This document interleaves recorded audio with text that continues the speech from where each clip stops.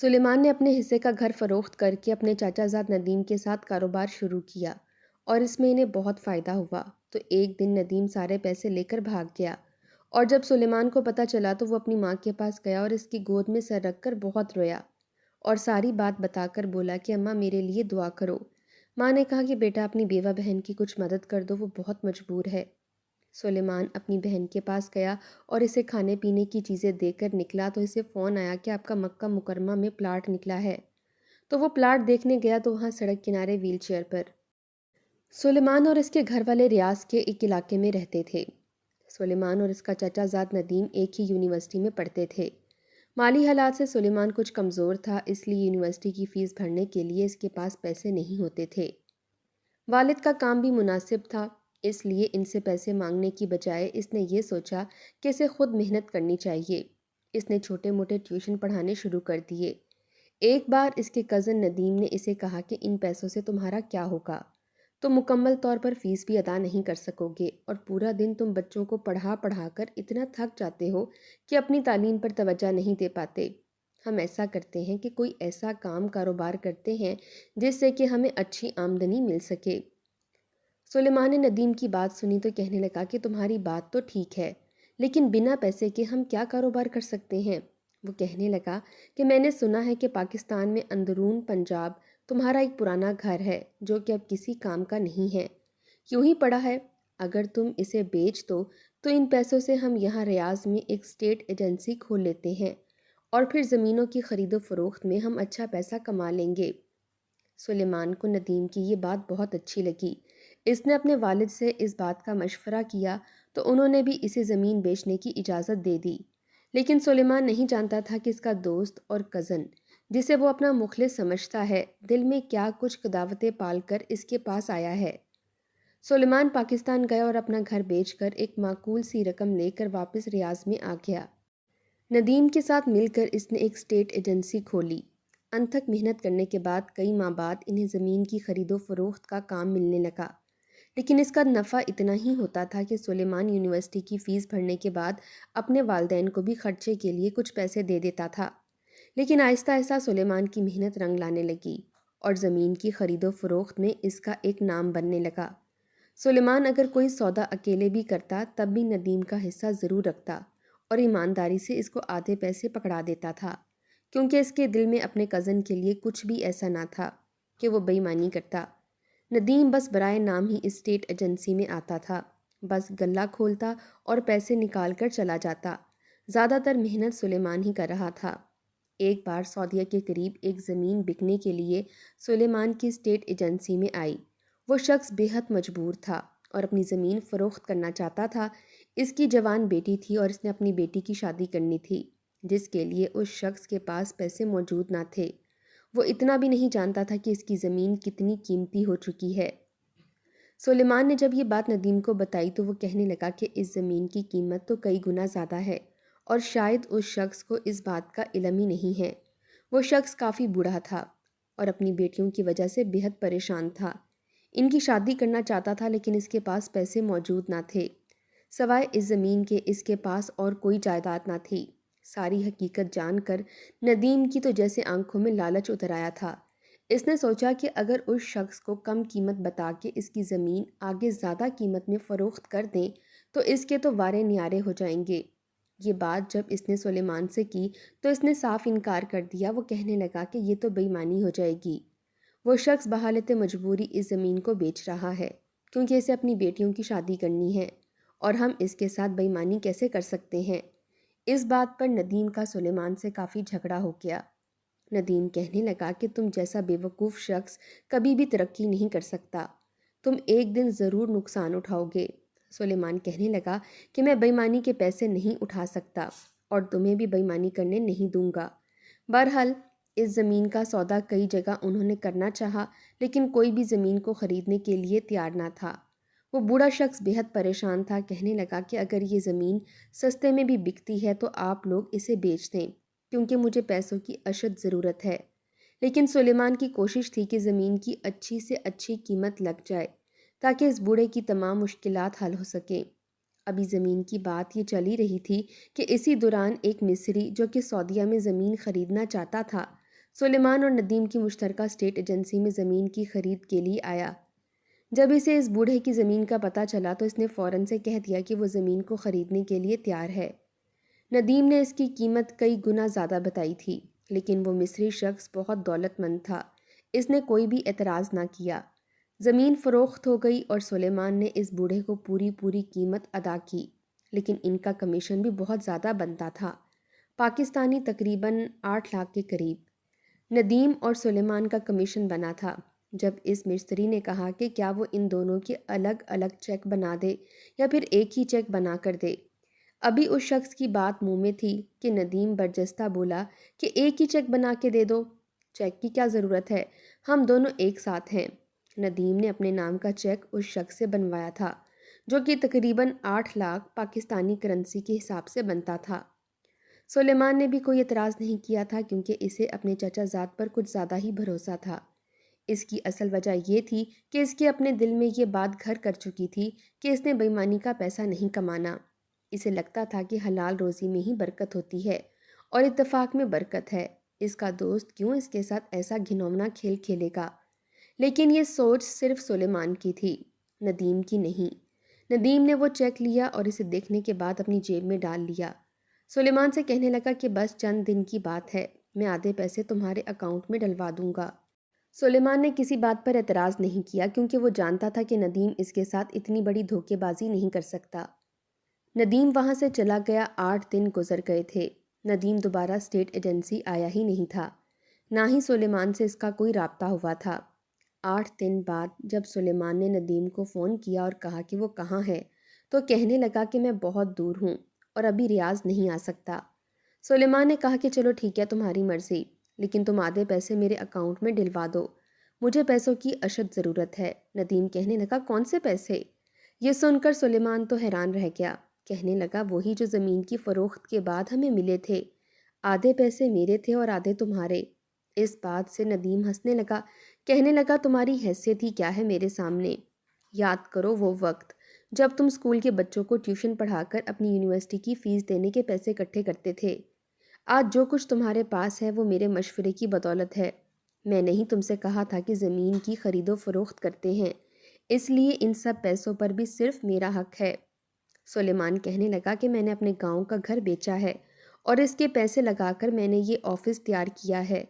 تم کیسے میرے ساتھ اتنا بڑا دھوکہ کر سکتے ہو؟ مجھے پیسوں کی بہت سخت ضرورت ہے۔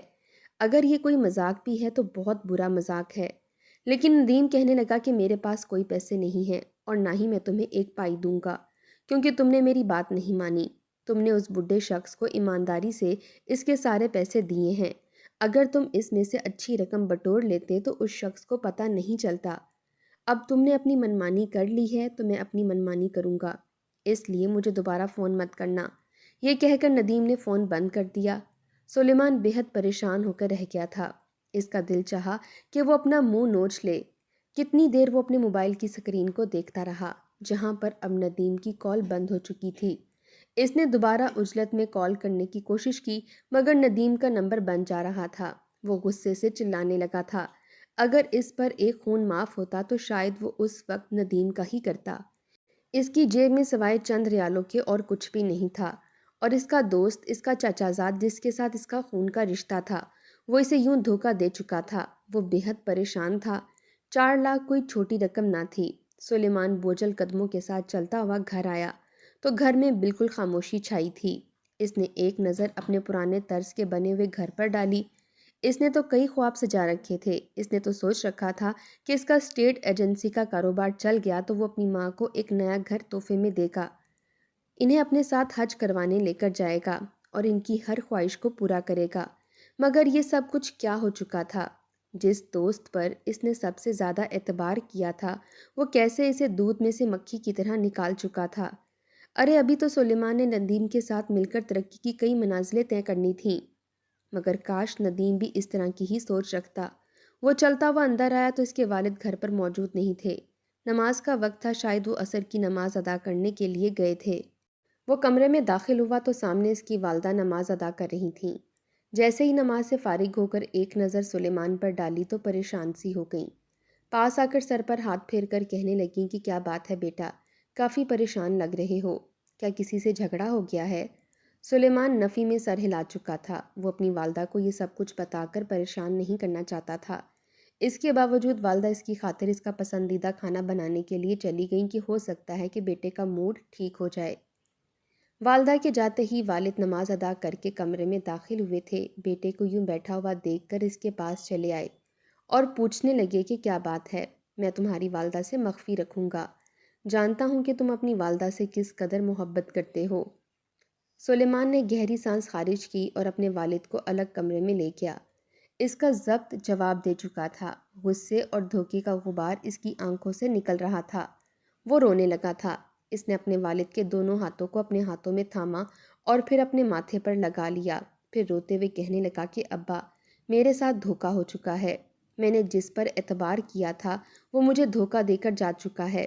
اس کے والد کچھ سمجھ نہیں پائے، مگر جب سلیمان نے اپنے چچا زاد کے دھوکے کے بارے میں ابا کو بتایا تو اس کے والد بھی سنجیدہ ہو چکے تھے۔ پھر ایک گہری سانس خارج کر کے استغفار پڑھی اور پھر بیٹے کے سر پر ہاتھ پھیرتے ہوئے کہنے لگے کہ بیٹا، ایک بات ہمیشہ یاد رکھنا، جو تمہاری قسمت میں ہوگا وہ دنیا کے دوسرے کونے میں بھی ہوا تو چل کر تمہارے پاس آ جائے گا، لیکن جو چیز تمہاری قسمت میں نہیں ہے یا تمہارے حق میں بہتر نہیں ہے یا تمہارے لیے لکھی ہی نہیں گئی، وہ تمہارے پاس آ کر بھی ہاتھ سے ریت کی مانند پھسل جائے گی۔ اگر ان پیسوں میں تمہارے لیے خیر و عافیت ہوتی تو یقیناً آج تمہارے ہاتھ میں ہوتے۔ کوئی بات نہیں، خدا بہترین انصاف کرنے والا ہے، تم فکر مت کرو، خدا تمہیں اس سے بھی زیادہ عطا کرے گا۔ سلیمان اپنے والد کی باتوں کو بغور سنتا رہا۔ اسے کچھ ڈھارس ملی تھی، مگر وہ بے حد پریشان تھا۔ اس کی ساری محنت مٹی میں مل چکی تھی۔ اپنے بیٹے کو یوں پریشان دیکھ کر سلیمان کے والد کہنے لگے کہ بیٹا، تم ایسا کرو، کل کا دن ان ساری مصروفیات اور پریشانیوں کو ایک جانب جھٹک کر سارا وقت اپنی ماں کے ساتھ گزارو۔ اپنی ماں کو باہر گھمانے کے لیے وادی میں لے جاؤ۔ ویسے بھی اسے تازہ ہوا میں سانس لینا اور قدرتی مناظر دیکھنا بہت پسند ہے۔ اپنی ماں کی پسندیدہ کھجوریں اور خشک میوہ جات لے جاؤ اور وہاں وادی میں بیٹھ کر اپنی ماں کے ساتھ وقت گزارو۔ پھر اپنی ماں سے پوچھو کہ وہ کیا چاہتی ہے۔ اپنی ماں سے دل کی باتیں کرو، تمہیں سکون ملے گا۔ بہت وقت ہو چکا ہے۔ پیسوں کی بھاگم دوڑ میں سلیمان نے اپنی والدہ کو وہ وقت نہیں دیا تھا جو وہ پہلے دیتا تھا۔ اس نے اپنے والد کی بات مان لی اور کچھ دیر بعد اپنی والدہ سے بولا کہ ہم کل وادی کی سیر کرنے کے لیے جائیں گے۔ والدہ بھی اپنے بیٹے کے ساتھ وقت گزارنے پر خوش ہو چکی تھی۔ اگلے روز سلیمان تمام تر بری یادوں کو جھٹکتا ہوا اپنی والدہ کے ساتھ وادی میں پہنچ چکا تھا، جہاں پر سرسبز فرش پر چٹائی بچھا کر دونوں بیٹھ چکے تھے۔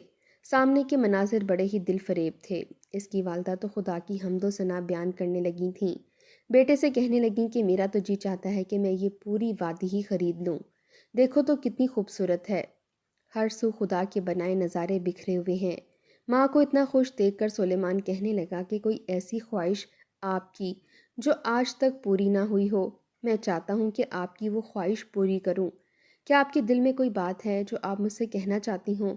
سلیمان نے جب یہ بات کی تو والدہ کے چہرے سے مسکراہٹ سمٹی تھی۔ بے ساختہ اس نے اپنے بیٹے کو دیکھا اور پھر اگلے ہی پل اس کا ہاتھ تھام لیا۔ پھر سنجیدگی سے کہنے لگیں کہ بیٹا، تمہاری بہن سمیہ۔ سلیمان نے جب سمیہ کا نام سنا تو گہری سانس خارج کر کے رہ گیا۔ اس کی بہن 8 ماہ پہلے ہی بیوہ ہوئی تھی۔ اس کے 4 بچے تھے اور اس نے یہاں آنے سے بھی انکار کر دیا تھا۔ اس کا کہنا تھا کہ وہ اپنی آگے کی زندگی اپنے بچوں کے ساتھ اپنے سسرال میں ساس سسر کی خدمت کرتے ہوئے ہی گزارے گی۔ سلیمان کی والدہ کہنے لگیں کہ بیٹا، تمہاری بہن بیوہ ہو چکی ہے، 4 بچے ہیں اور یوں شوہر کے جانے کے بعد گھر کے حالات تو بگڑتے ہی چلے گئے ہیں۔ ہم سے بھی وہ مدد نہیں مانگتی، بڑی غیرت والی ہے۔ وہیں اس کا سسر بھی بوڑھا ہو چکا ہے۔ گھر کے خرچ چلانے کے لیے اور بچوں کی ضروریات پوری کرنے کے لیے وہ اپنا زیور تک بیچ چکی ہے۔ خود اب گھروں میں کام کر کے گزارا کر رہی ہے۔ میں چاہتی ہوں کہ تم اپنی بہن کو راشن لا کر دے دو۔ میں تو یہی دعائیں کرتی رہتی ہوں کہ خدا تمہیں اتنا رزق دے کہ تمہاری بہن کو یوں در در کی ٹھوکریں نہ کھانی پڑیں، بلکہ وہ اپنے گھر کی چاردیواری میں رہتے ہوئے اپنے بچوں کے ساتھ عزت کی روٹی کھا سکے، تم اس کا خرچ اٹھا سکو۔ اتنا کہتے ہوئے اس کی والدہ رو پڑی تھیں۔ سلیمان نے اپنی والدہ کو سینے سے لگا لیا اور کہنے لگا کہ امی، بس اتنی سی بات آپ نے مجھے پہلے کیوں نہیں بتایا؟ ہم ابھی جائیں گے اور اپنی بہن کو جا کر سودا سلف لا کر دیں گے۔ اس کے بعد وہ دونوں وہاں سے اٹھے اور پھر بازار جا کر مہینے کا راشن اور تمام تر ضروری چیزیں لے کر بہن کے گھر پہنچے۔ گھر پہنچے تو اس کے بھانجے بھانجیاں تو گویا خوشی سے پھولے نہیں سما رہے تھے۔ راشن سے بھری ہوئی بوریاں جب گھر میں رکھی گئیں تو سمیہ کی آنکھوں سے آنسو چھلکنے لگے تھے۔ وہ شرمندہ سی ہو گئی، کہنے لگی ان سب کی کیا ضرورت تھی، ہمارے گھر میں تو یہ سب کچھ موجود تھا۔ مگر اگلے ہی پل سلیمان نے اپنی بہن کو گلے سے لگا لیا۔ اس کی آنکھوں میں آنسو جھلملائے تھے۔ کہنے لگا کہ یہ میں اپنی خوشی سے تمہارے لیے لے کر آیا ہوں، تم پر کسی طرح کا احسان نہیں کر رہا۔ بہن نے اپنے بھائی کو ڈھیروں دعائیں دینا شروع کر دیں، وہیں ماں بھی اپنے بچے کو دعائیں دے رہی تھی۔ اپنی ماں اور بہنوں کی دعائیں سن کر تو جیسے سلیمان کو لگا تھا کہ اس نے کچھ کھویا ہی نہیں ہے، بلکہ یہ دعائیں ہی ہیں جو اسے سب کچھ واپس لوٹا چکی ہیں۔ سلیمان کی ذمہ داری اب زیادہ ہو چکی تھی، نہ صرف اس نے اپنی بہن کے خرچ بھی اٹھانے تھے بلکہ اپنے گھر کا بھی خرچ چلانا تھا، وہیں ساتھ یونیورسٹی کی فیس بھی بھرنی تھی۔ اس کے لیے مشکل ہو رہا تھا، اس لیے ایک مرتبہ پھر اس نے ٹیوشن پڑھانا شروع کر دیا۔ وہ یونیورسٹی کے بعد سیدھا ٹیوشن چلا جاتا، دو جگہ پر بچوں کو پڑھایا کرتا۔ وہ پہلے سے زیادہ محنت کرنے لگا تھا، جبکہ وہ اسٹیٹ ایجنسی کا دفتر تو بند ہو چکا تھا، نہ ہی ندیم واپس آیا تھا۔ بہرحال کئی ماہ یوں ہی گزر گئے۔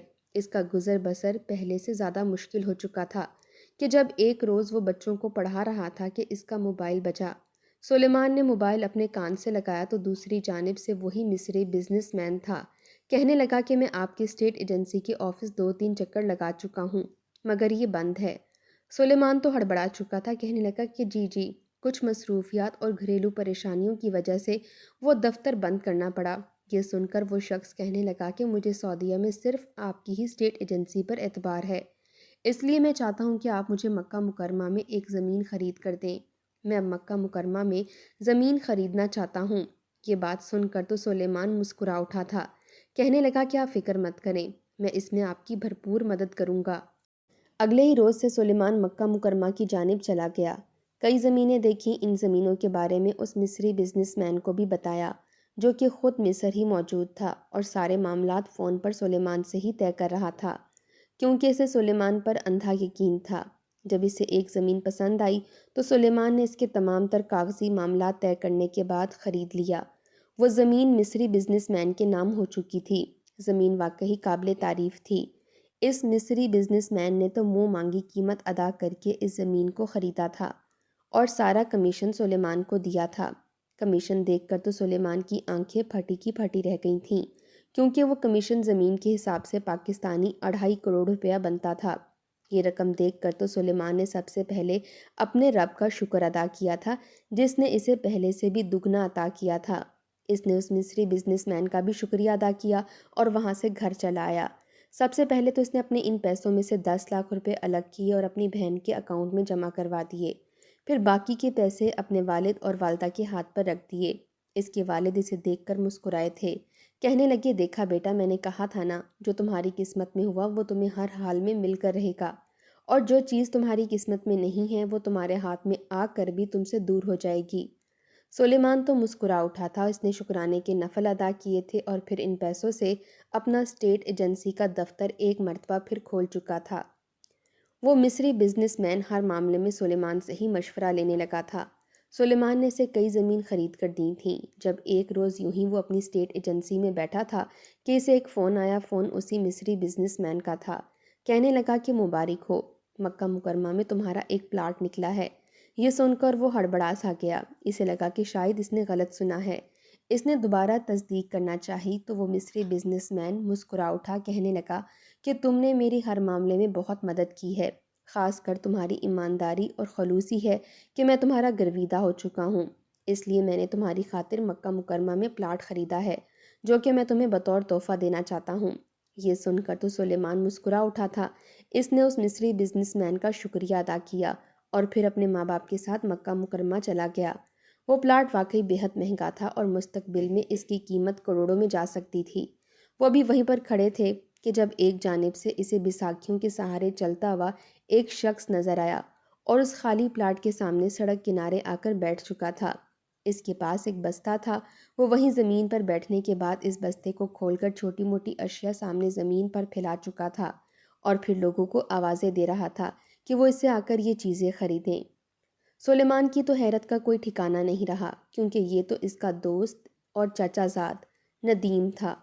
ندیم نے جب سلیمان کو دیکھا تو شرمندہ سا ہو چکا تھا، معافی بھی مانگنے لگا، کیونکہ وہ جو پیسے لے کر یہاں سے چلا آیا تھا وہ پیسے کب کے ڈوب چکے تھے اور اب بالکل خالی ہاتھ رہ چکا تھا۔